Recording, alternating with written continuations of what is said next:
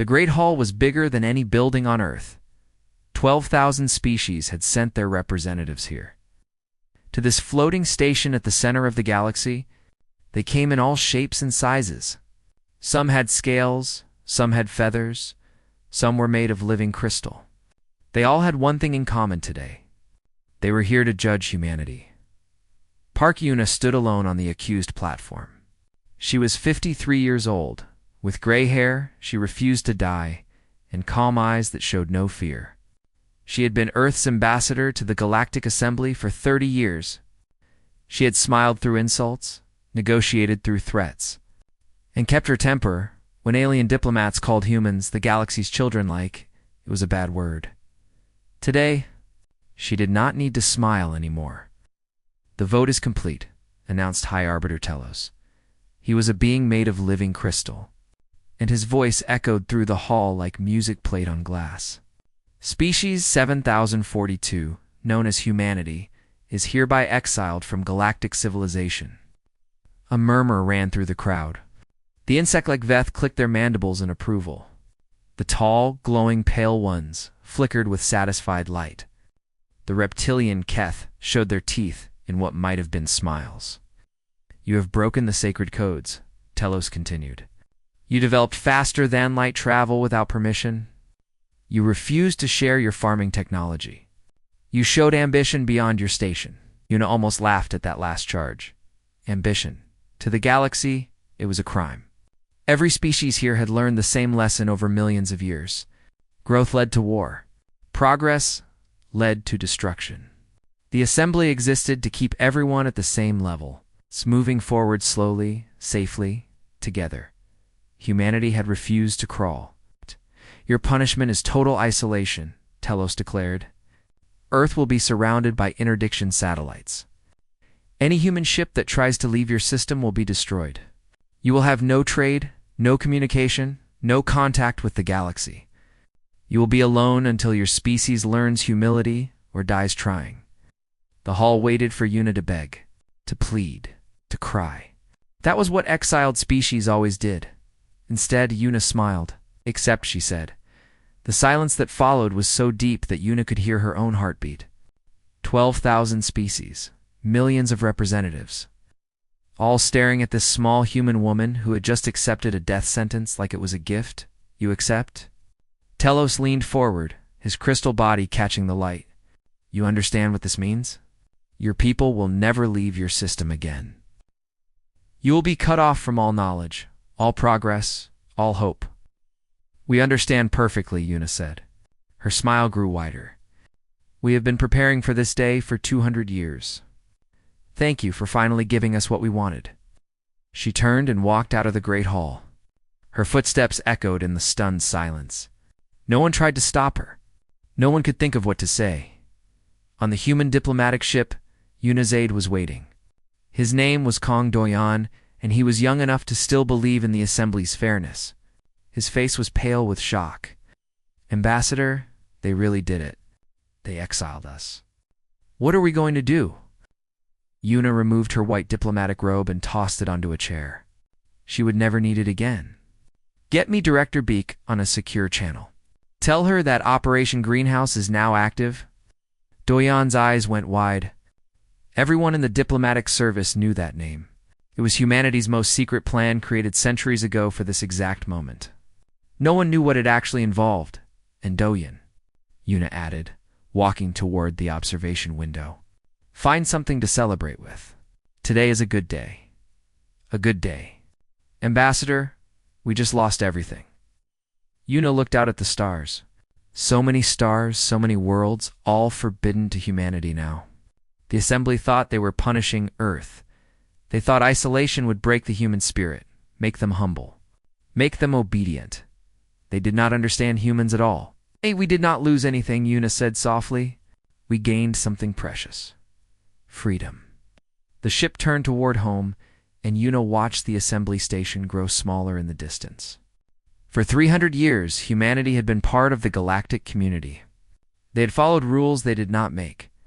They had accepted limits they did not choose. They had pretended to be grateful for scraps of knowledge that older species threw to them. All of that was over now. back on Earth. The news spread fast. Some people cried, some people raged. Some people demanded that the government fight, negotiate, do something. But in the secret bases, in the hidden laboratories, in the underground facilities that officially did not exist, the reaction was different. Director Beak Sora received Yuna's message at midnight. She was 70 years old, thin as wire, with eyes that had seen too many secrets. She had spent her entire career preparing for this moment. Operation Greenhouse is active, she said to her team. Begin Phase 1 immediately. No one asked questions. Everyone knew their jobs. Within hours, factories that had been sleeping for decades came back to life. Scientists who had been working on forbidden projects in secret suddenly had unlimited funding. Military bases that existed only unclassified. Maps began receiving supplies. The galaxy thought Earth would collapse within a generation. They had seen it happen before. Exiled species always fell apart. Without trade, their economies failed. Without technology exchange, their science stagnated. Without hope, their people gave up. But humanity was different. Humanity had known this day was coming. And humanity had spent 200 years getting ready. Yuna arrived home 3 weeks later. She was greeted not with anger, but with celebration. People lined the streets, cheering for the woman who had accepted exile with a smile. They did not fully understand why she was smiling. Not yet, but they would. In her final public speech before retirement, Yuna stood before a crowd of millions and said words that would be remembered for centuries. The galaxy called us ambitious like it was a sin, she said. They called us dangerous because we would not stop growing. They exiled us because they were afraid of what we might become.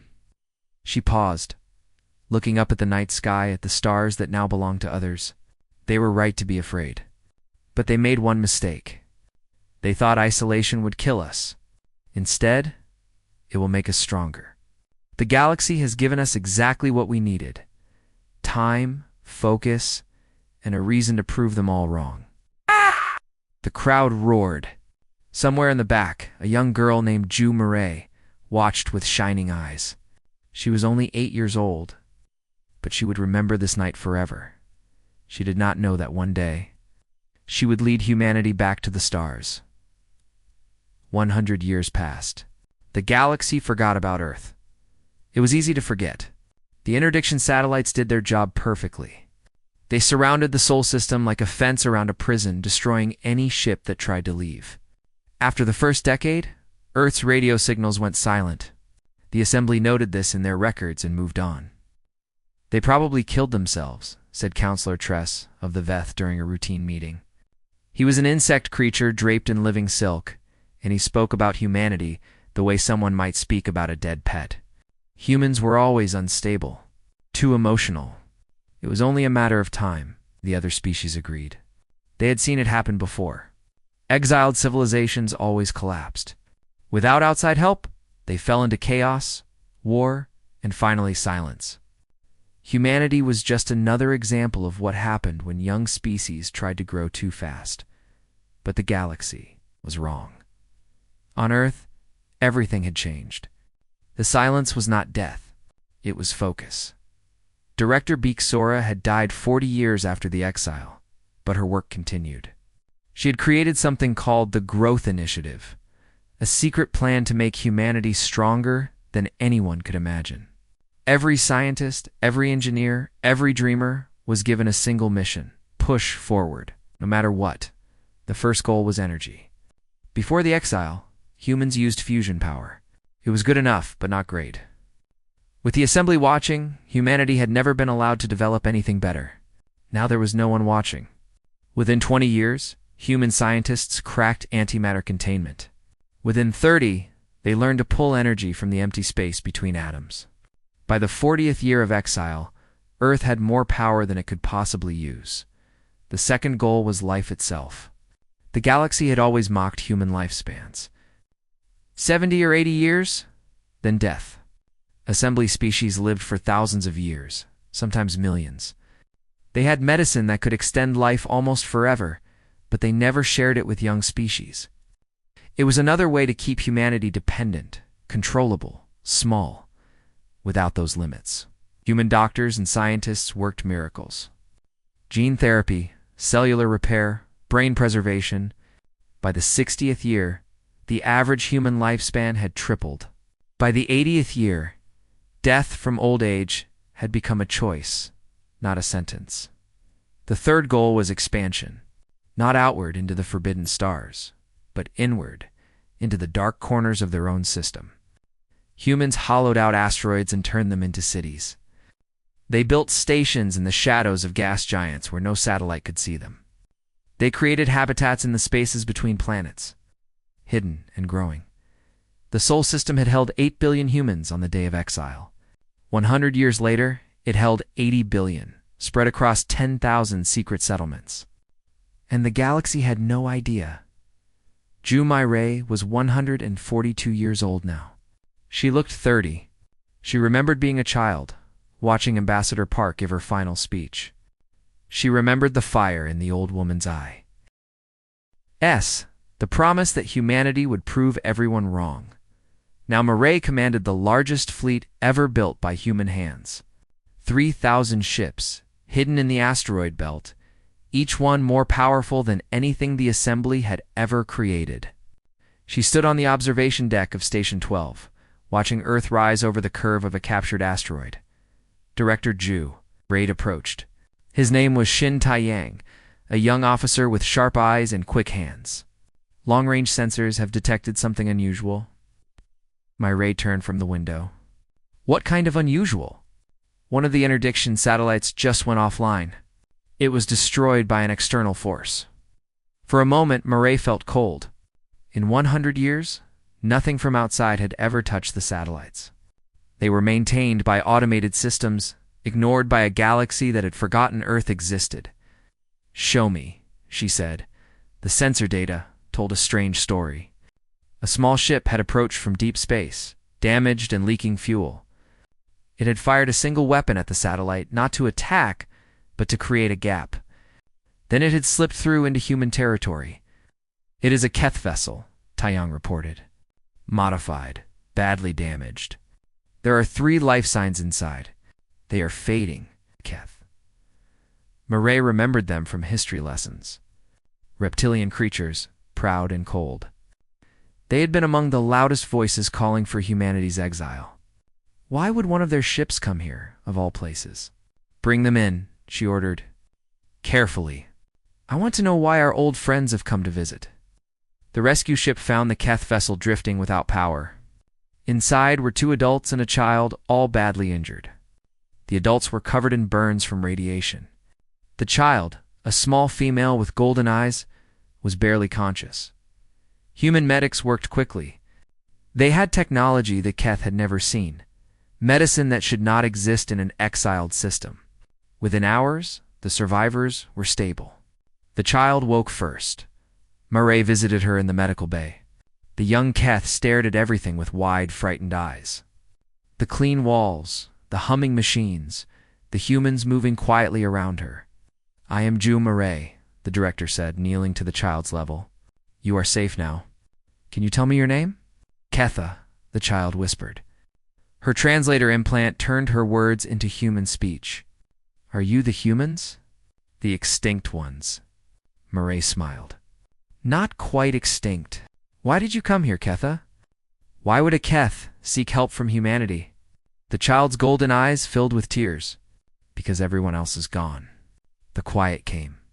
It took everything.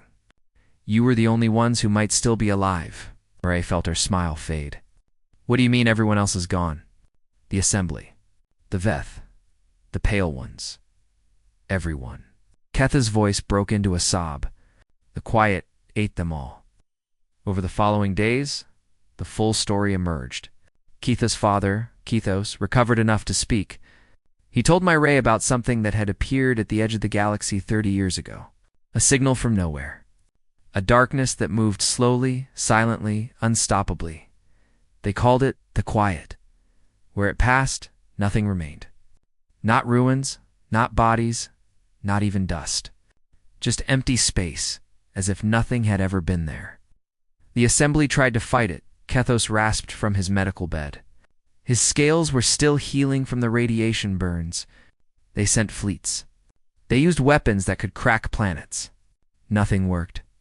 The quiet does not destroy, it erases. Everything just stops existing. In the assembly, Murray asked. The great galactic assembly that exiled us? Gone 7 years ago. The core worlds, the archives, the billions of people, all gone.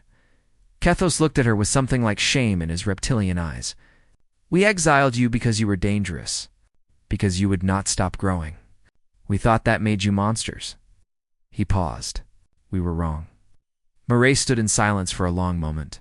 The galaxy that had rejected humanity, that had tried to lock them away forever, was dead. And now the survivors had come crawling to Earth for help. She should have felt satisfaction. She did not. She felt only a cold determination settling into her bones. Get me a council meeting, she told Taiyang. We need to decide what happens next. The young officer nodded. What will you tell them? Murray looked out the window at the stars. Somewhere out there in the darkness between galaxies, something terrible was waiting. Something that had consumed everything the universe had built. I will tell them the truth, she said. The galaxy is dying, and we might be the only ones who can save it. The council chamber was deep underground, in a bunker that had been built 200 years ago for exactly this kind of moment. 12 people sat around a circular table, the most powerful humans alive. Directors, admirals, scientists, and leaders who had spent their lives preparing for a war they never expected to fight. Murray stood at the head of the table, holographic display floating before her. It showed the galaxy as it had been 10 years ago, full of light and life. Then the image changed. Systems went dark, one by one, spreading outward from a point at the galaxy's edge. The quiet moved slowly, but it never stopped. This is what we are facing, Murray said. We do not know what it is. We do not know how to fight it. We only know that it has consumed everything in its path. Everything except us, said Admiral Quan Jion. She was a careful woman with gray hair and cautious eyes. The interdiction network kept us hidden. We should reinforce it. Go deeper into silence. Let this quiet thing pass us by, and then what? The voice came from the far end of the table. An old man, older than anyone in the room, should be able to look. His name was Park Jun-ho, great-great-grandson of the ambassador, who had accepted humanity's exile with a smile. We hide while the universe dies. We survive alone in a dead galaxy? Survival is not nothing, Jiang replied. Survival was never the plan. Junho stood slowly, his ancient joints protesting. He walked to the holographic display and pressed a control. The image changed again, showing not the dying galaxy, but the Sol system. Hidden shipyards lit up across the map. Thousands of them, more than anyone outside this room had ever known existed. My ancestor did not prepare us for survival, Junho said. She prepared us for this. For the moment when humanity would be needed, we spent a century building a fleet for a war we thought would never come. Turned to face the council, his eyes bright despite his age. It seems we were wrong. The war found us anyway. The room fell silent. Everyone knew what he was suggesting. To leave the safety of their hidden system? To fly into the face of something that had killed everything else? To risk extinction for a galaxy that had rejected them? It was insane. It was impossible. It was exactly what humanity had been built for. Murray spoke into the silence. The Keth survivors told us something else. Before the assembly fell, they tried everything. Weapons, shields, technology that took millions of years to develop. Nothing worked against the quiet. Then how can we do any better? Asked Dr. Nohana, the council's chief scientist. She was 200 years old, with a mind sharper than anyone half her age. 'Cause we are different, Murray said. The assembly species stopped trying long ago. They reached a level they considered safe and stayed there forever. We never stopped. We could not stop, even when they exiled us, especially when they exiled us. She looked around the table at the faces of people who had been born in isolation and grown up dreaming of stars they could never reach. Maybe that difference matters. Maybe it does not. But we will never know unless we try. The vote was not unanimous, but it was clear. Humanity would go into the dark. They called it the expedition. 3,000 ships, the best of everything humanity had built. 80 million volunteers stepped forward, knowing they might never return. Engineers worked around the clock, loading supplies and weapons and hope onto vessels that had never been meant to leave the Sol system. Shin. Taiyang was promoted from aide to fleet admiral. He was young for such a position, but Mireille saw something in him that reminded her of herself at that age. A hunger, a refusal to accept limits. On the day of departure, Taiyang stood on the bridge of the flagship Defiance and watched the interdiction satellites part before them. For 100 years, those satellites had been a prison wall. Now they opened like gates and humanity poured through. First time any human ship has crossed this line in a century, Taiyang said quietly. His tactical officer, a sharp-eyed woman named Cho Yeren, stood beside him. First time legally, maybe. There were probably some who tried, and the satellites destroyed them. Yes, Yeren paused. But we are not trying anymore. We are doing. The fleet spread out as it left the Sol system, forming a protective formation around the civilian ships and supply vessels. Behind them, Earth grew smaller and smaller, until it was just another point of light among billions.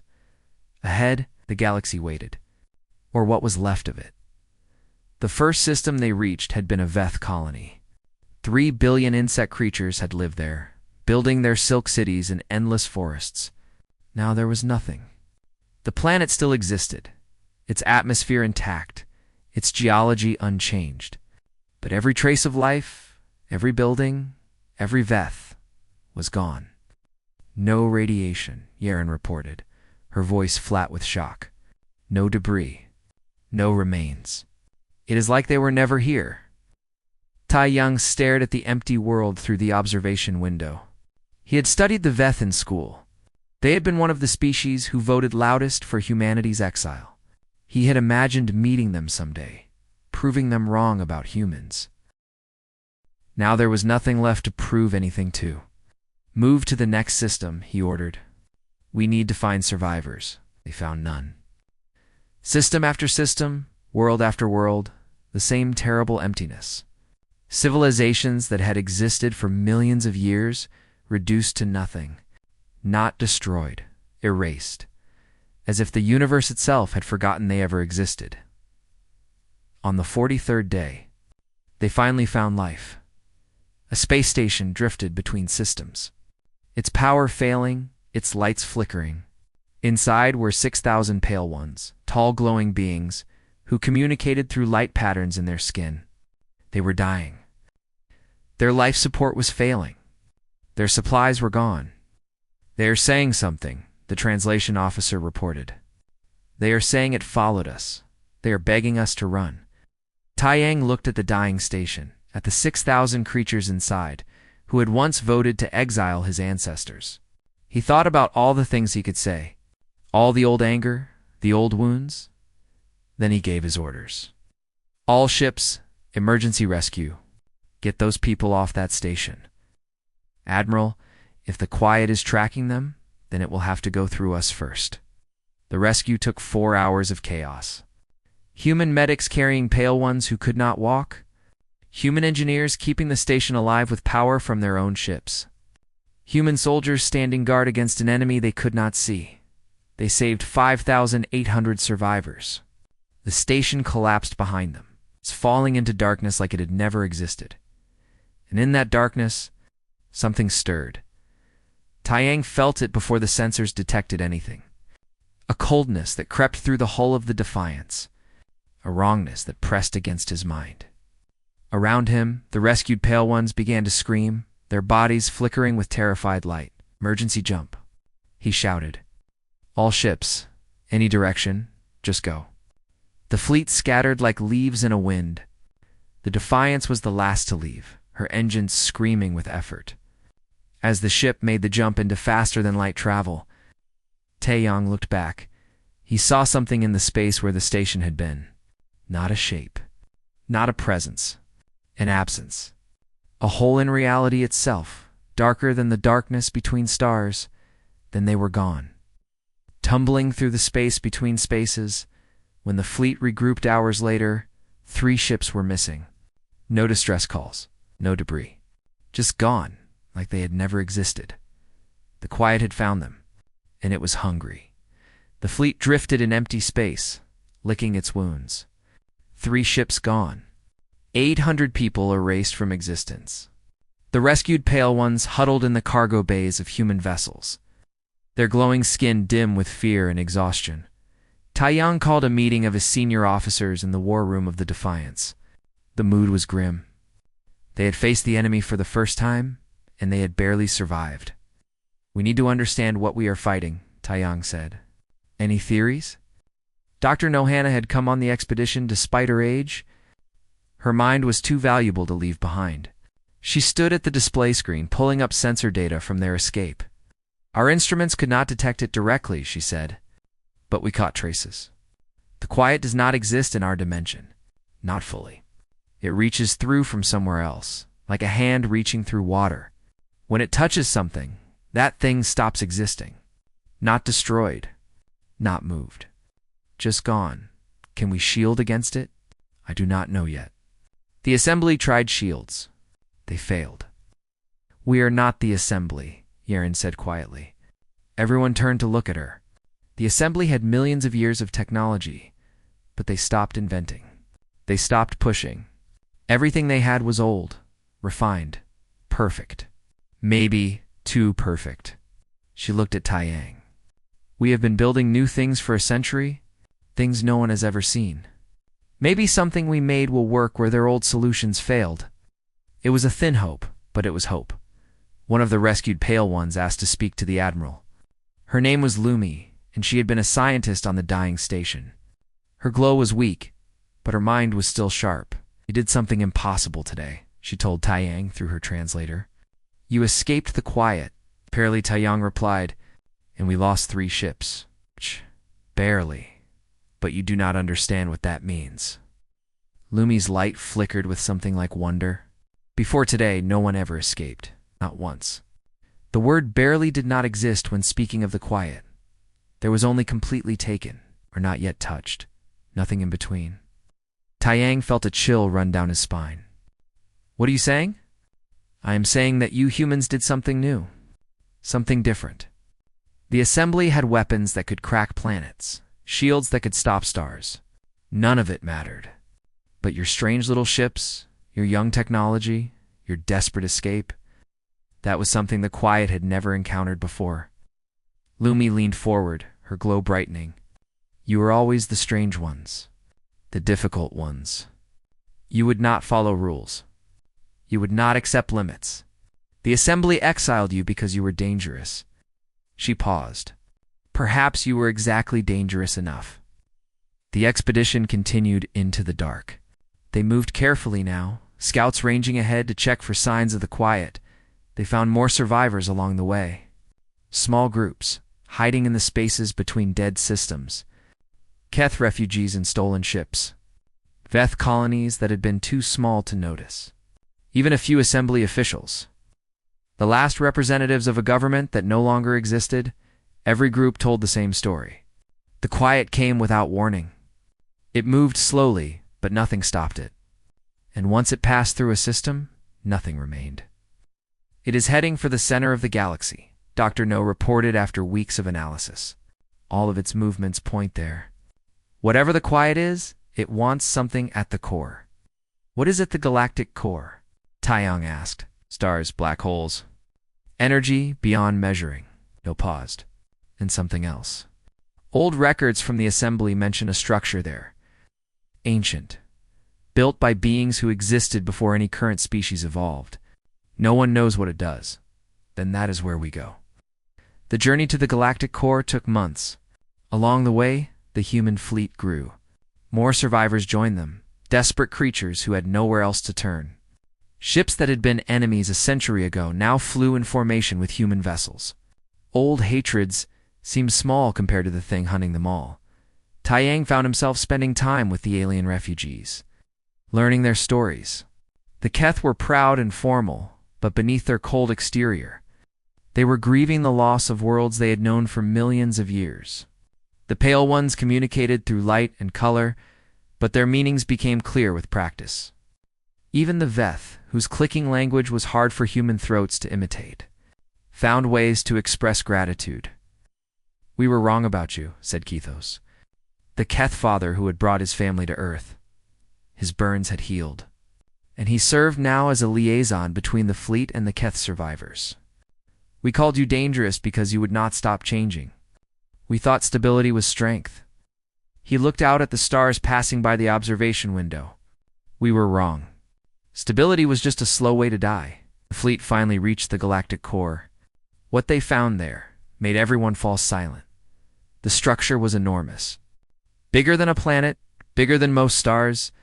It was made of something that was not quite matter, a lattice of impossible angles and curves that hurt to look at directly. Energy pulsed through it in waves, stolen light from 1,000 consumed systems. "It is a machine," Dr. No whispered. "A machine built to harvest galaxies." "Who built it?"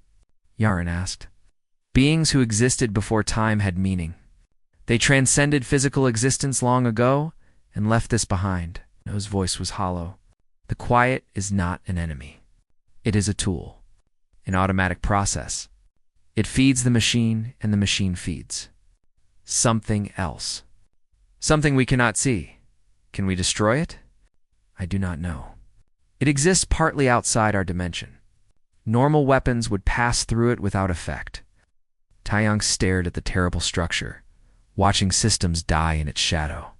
Every pulse of energy meant another world erased, another civilization forgotten. "We have something that is not normal," he said slowly. "Something we built in exile. Something no one has ever seen." Everyone turned to look at him. "The singularity bomb," he continued. "We developed it 50 years ago. A compressed point of infinite density, small enough to carry on a single ship. We never tested it because we never had a target worthy of it." He nodded toward the structure. "Now we do. It would be a one-way trip," Yaren said quietly. "Getting close enough to deliver it means getting inside the quiet's reach. I know. You cannot ask anyone to do that." "I am not asking." Taeyang turned to face his officers. "I am volunteering. This is why we came. This is why humanity spent a century preparing. Not just to survive. To make a difference." The arguments lasted hours. Other officers volunteered. Scientists offered alternatives. But in the end, there was only one choice that made sense.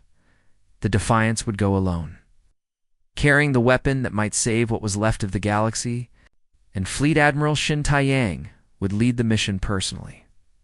Before departure, Taeyang recorded a message for Director Ju Murray back on Earth. He told her about everything they had seen. The dead worlds. The survivors. The ancient machine that was eating reality itself. "We might succeed," he said at the end. "We might fail. But either way, know this. Humanity did not run. Humanity did not hide. When the universe needed someone to stand against the darkness, we were the ones who stepped forward." He paused, thinking of all the people back home who would never know what happened here. The galaxy exiled us because they were afraid of what we might become. They were right to be afraid, but not for the reason they thought. He ended the recording and sent it toward home, a single point of light traveling through the endless dark. Then he turned the Defiance toward the heart of the galaxy and flew into the quiet. The Defiance flew toward the ancient machine alone. Behind it, the remains of the human fleet held position, watching through long-range sensors. 2,000 ships, millions of survivors from a dozen species, all holding their breath, waiting to see if one vessel and one bomb could do what armies had failed to accomplish. Taeyang stood on the bridge, his hands steady on the controls. Around him, his crew worked in focused silence. They had all volunteered for this. Every single one of them had chosen to fly into the heart of darkness rather than watch from safety. Approaching the outer boundary, Yaren reported she had refused to stay behind. Where her admiral went, she went. "Sensors are detecting the absence field." Taeyang looked at the display. The machine loomed before them, pulsing with stolen energy. Around it, space itself seemed to ripple and twist. The quiet was not a creature with eyes or ears, but Taiyang could feel it noticing them. Turning its attention toward this small ship that dared to approach, Dr. No. "Talk to me about those windows." The old scientist's voice came through the communication system from the fleet behind them. She had wanted to come, but Taiyang had ordered her to stay. Her knowledge was too valuable to risk. "The absence field has gaps," she said. "Microseconds where reality stabilizes. Your sensors should be able to detect them. Time your approach to slide through the gaps." "Microseconds," Taiyang repeated. "No pressure." The first gap appeared on his sensors. A flicker of stability in the churning chaos ahead. Taiyang pushed the engines forward, and the Defiance shot through like a needle through cloth. Cold washed over the ship. Not physical cold, but something deeper. The feeling of being watched by something that did not understand watching. The feeling of standing at the edge of a cliff that went down forever. "Second gap in 4 seconds, Yarn called out. "Mark!" They dove through again, and again, and again. Each passage brought them closer to the machine, and each passage made the cold worse. Taiyang could feel the quiet pressing against the hull, hungry and patient. It had consumed trillions of beings. It could wait a few more seconds for these strange little creatures who refused to stop moving. "We are losing hull integrity," an engineer reported. "The absence field is eating away at our outer plating." "How long do we have?"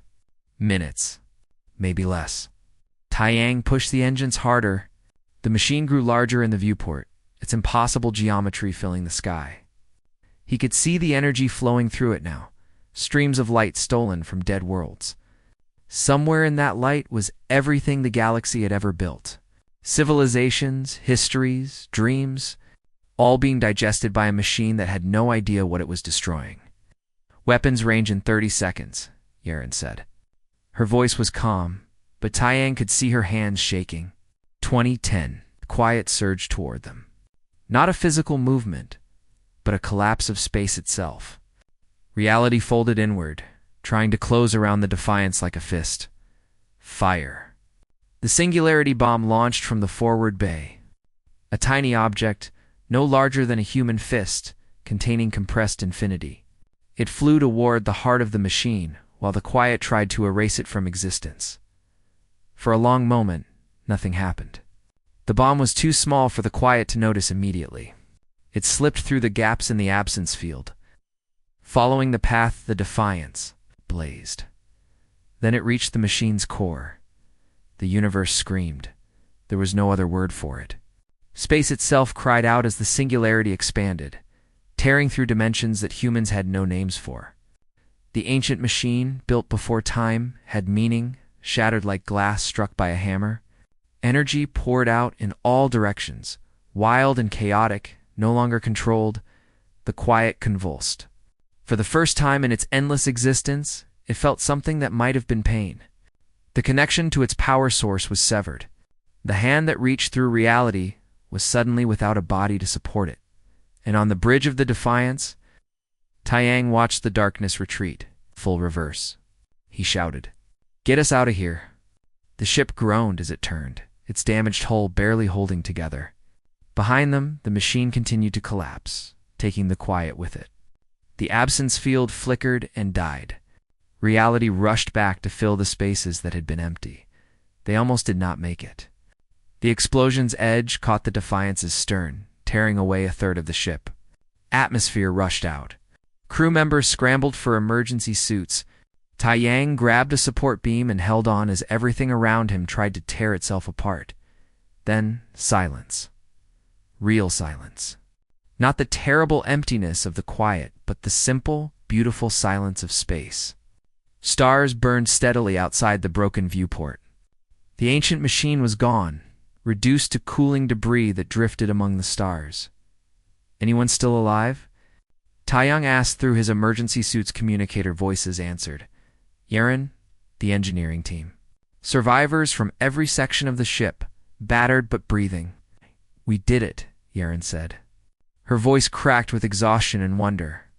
"We actually did it." Taiyang looked out at the stars. They seemed brighter than before, as if the universe itself was waking from a long nightmare. "Get me a channel to the fleet," he said. "Tell them the quiet is dead." The message took hours to reach Earth. When it arrived, Murray was standing in the observation deck of Station 12, where she had stood a century ago when the Keth refugees first arrived. She read the words 3 times before she believed them. The enemy was destroyed. The fleet was coming home. Humanity had done the impossible. She walked to the window and pressed her palm against the glass, looking out at the stars. Somewhere out there, Taiyang and his crew were limping toward home on a broken ship, surrounded by survivors from species that had once tried to destroy humanity. The galaxy was not saved, not really. The civilizations that had been erased were still gone. Billions of years of history had been lost forever.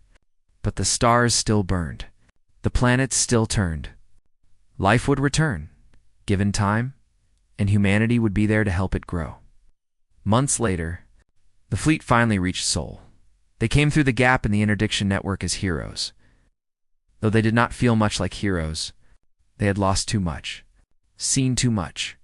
The weight of empty worlds pressed on their memories, but they had won, against an enemy that had consumed everything else.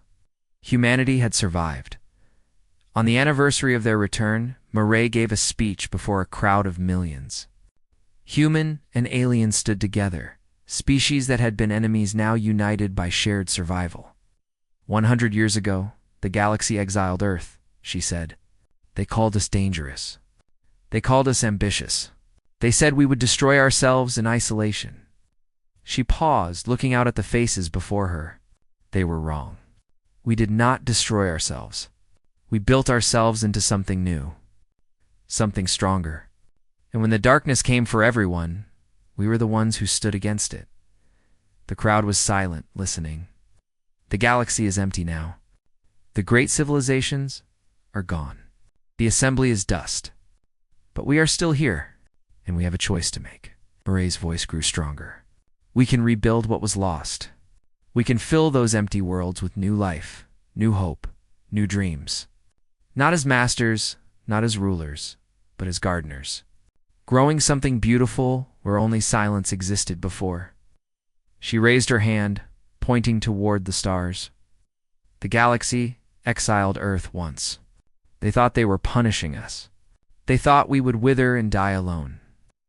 She smiled, and it was the same smile Ambassador Park Yuna had worn a century ago. They had no idea they were giving us exactly what we needed. Time to grow. Room to become? A reason to never stop trying. The crowd roared. Human voices, mixed with alien sounds, clicks and hums and glowing light, all celebrating together. Taiyang stood at the edge of the crowd, watching. Beside him, Yeren and Kethos and Lumi, survivors who had become something like friends. They had all lost something to the quiet. They had all been changed by what they experienced, but they were still here. Still breathing? Still looking up at the stars with hope? What happens now? Kethos asked. Tayan thought about the question. He thought about the empty worlds waiting to be filled. The species that had survived, looking to humanity for guidance. The children who would grow up in a universe that had almost ended. Now we do what humans have always done, he said. We keep going. We keep building. We keep trying. He looked up at the stars, bright and waiting. We have a galaxy to heal. And a lot of time to do it. The universe had tried to end. Humanity had said no. And now, at last, they were truly home.